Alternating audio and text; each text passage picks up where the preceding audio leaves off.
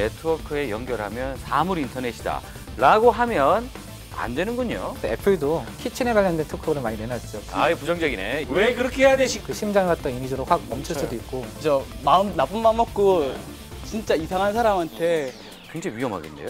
직구에 쓴 비용이 1조 1천억 원대라고 합니다. 생각할 시간을 주세요.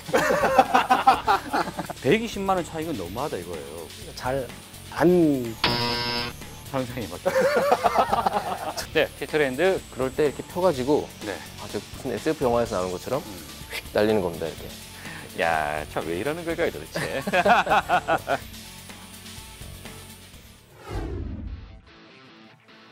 여러분 안녕하십니까? 티타임의 차정현입니다. 이 최근에 뉴스에서 자주 등장하는 단어가 있죠. IoT인데요.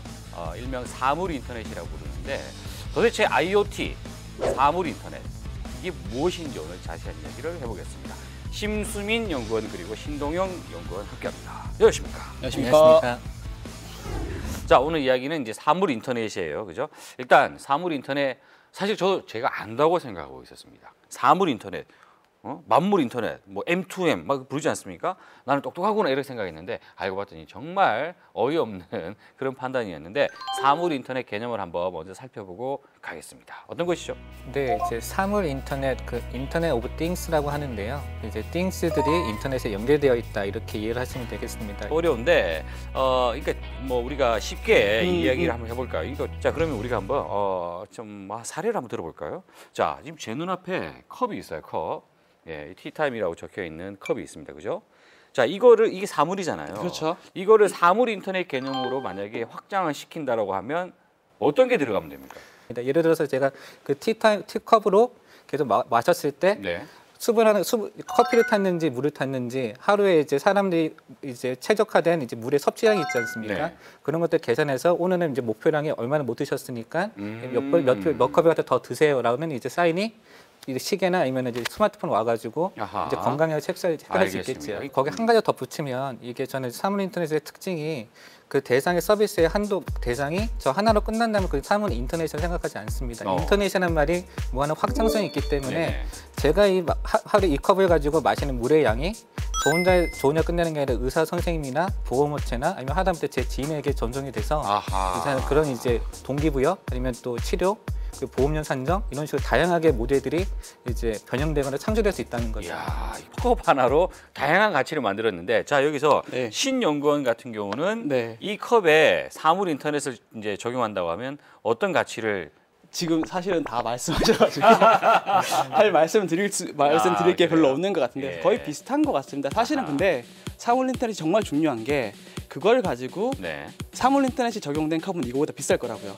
그거를 충분히 감내할 수 있을 정도로 가치가 어허. 있는가라는 부분이거든요. 단순히 이 사물에 센서를 부착해서 네트워크에 연결하면 사물 인터넷이다 라고 하면 안 되는군요. 그렇죠. 별 의미가 없다는 얘기예요. 그렇죠. 예. 제가 사실은 이제 이 컵 얘기를 꺼낸 이유는 네. 뭐 갑자기 눈에 보이기도 했지만 방금 같은 그런 가치가 부여되고 확장한다라는 거 아주 이제 중요한 얘기였지만 제가 예전에 저희가 이 티타임에서 말이죠 그 모델을 한번 소개한 적이 있었는데 우리 클럽에서 오케이. 제가 남자고 여자인 거예요. 여자. 오케이. 자 이렇게 했을 때 전화번호가 필요하거나 페이스북 친구를 맺고 싶단 말이죠. 근데 또 뭐 시끄러운데 말로 하면 좀 그렇잖아요. 그랬을 때 이렇게 짠 하면 네. 상대방의 정보가 나한테 들어온다는 얘기. 그래서 제가 그걸 보면서 정말 젊은이들 사이에 20대에게는 꼭 필요한 가치다 이렇게 생각했는데 네. 어떻게 생각하십니까? 부정적이네. 예. 뭐 더 이상 얘기 안 하잖아요. 왜 그렇게 해야 되시고 이 얘기를 하려고 하는 거죠? 아니죠. 나쁜 맘 먹고 진짜 이상한 사람한테 제 싫어하는 사람의 연락처를 넣어가지고 줄 수도 있거든요. 맞습니다. 저 웃자고 한 얘기를 굉장히 심각하게 받아들이시는데 제가 그래요? 이 지금 말이죠. 티타임은 다큐가 아니에요. 그렇죠. 예능도 아니지만 그렇죠. 하지만 재미있는 교양 프로그램이다. 사물 인터넷도 결국은 이제 기술이잖아요. 테크놀로지죠. 이게 어떤 기술적 원리들이 이제 들어갑니까? 네, 일단은 센싱 기술이 가장 우선화돼야 될 것 같고요. 그다음에 센싱. 예, 네. 센싱이 되는데 기본적으로 이제 하이패스처럼 이게 지나갔다 안 왔다 이런 저차원적인 이런 센싱이 아니라 예. 아까 말한 대로 습도, 생체 정보, 하다못해 텍스트 여러 가지 정보를 갖다가 해석이 가능하게끔 이제 예. 읽어줄 수 있는 그 지능하는 센서들이 필요할 것입니다. 그리고 네트워크 기술이 필요할 것이고 이 다양한 데이터들이 클라우드에 저장이 돼서 다양한 사람들이 필요할 때 와가지고 접근할 수 있는 그 안정된 클라우드 시스템 그리고 이제 이 다음에 이제 여기까지는 이제 1차적으로 컬렉팅하는 단계를 한다면 이제 스타트업부터 대기업까지 이해관계자들이 모여가지고 분석할 수 있는 그런 이제 생태계가 갖춰져야 되겠죠. 그래서 이 사람들이 다양한 서비스를 개발한다면 다시 이제 또 사용자인 소비자에게 돌아갈 수 있는 그런 식의 이제 기술들이 이제 적용이 돼야 될 것입니다. 네. 수집하고 네. 분석한다. 네. 그리고 개발한다라는 그렇죠. 개념인데 지금 스마트폰하고 똑같습니다. 스마트폰에서 얘기할 때 CPNT라고 얘기하셨습니까? 컨텐츠 플랫폼 네트워크 터미널.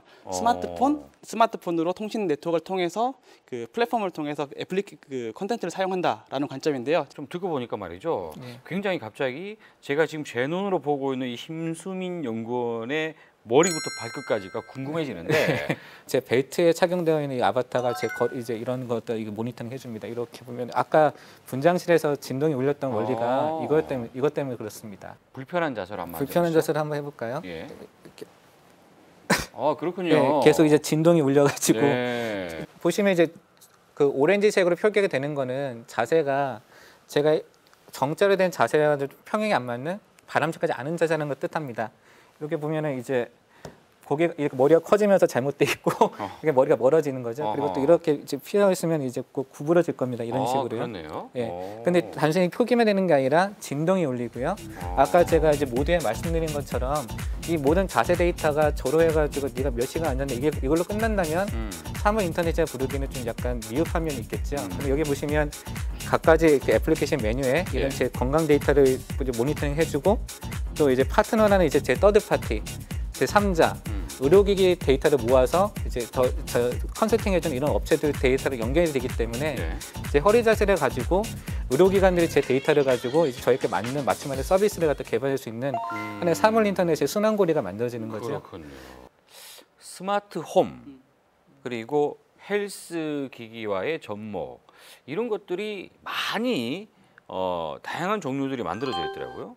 그러면 사물 인터넷은 이쪽 방향으로 간다는 얘기인가? 스마트 홈과 헬스케어가 이제 좀 각광을 받는 이유가 뭐냐면 아까 말한 일반 보통 사람들이 피부로 와닿는 그 라이프 스타일의 가장 이제 핵심적인 영역 아니겠습니까? 의식주 모든 행위가 다 여기 일어나는 거고 헬스케어 사업부를 보안업체가 만들었어요. 보안업체가 헬스케어. 의료기기를 만드는 게 아니라 네. 스마트 홈 내 센서들에도 부착을 해가지고 요즘도 아까 말한 사회적인 문제 중에는 고령화, 독거노인, 뭐 1인 가구 이런 사람이 많잖아요. 센서들이 이 상황의 라이프 스타일을 분석을 해가지고 위급상이 된다 싶으면 의료 서비스뿐만 아니라 보안 서비스를 함께 연관하는 보안과 헬스케어가 하나가 합쳐지는 거죠. 이제 그런 식으로 이제 서비스를 바뀌고 있고 심지어는 애플도 얼마 전에 되게 재미있는 특허가 키친에 관련된 특허를 많이 내놨죠. 가구업체랑 해가지고 스마트 부엌이라는 그런 식의 이제 융합 서비스를 내놨습니다. 그 이유가 뭐냐면 스마트 홈에서 저희 같은 직장인들이야 이제 하루에 집에서 소비하는 시간이 얼마 안 되잖아요. 근데 이제 하루에 모든 시간을 소비하는 그 리모컨의 강자는 주인은 주부잖아요. 네. 주부들이 스마트홈 서비스를 갖다 피부로 와닿고 쓸 수 있는 그런 식의 킬러 컨텐츠를 부엌에서 찾았다는 것이고 그걸 갖다 단순히 가구업체들이 아니라 애플과 같은 플랫폼 업체들이 진출을 하고 있다는 거죠. 애플이 부엌에 진출을 했다는 얘기예요? 특허를 내놨습니다. 그게 언제 개발할지 모르겠지만. 야, 재밌군요.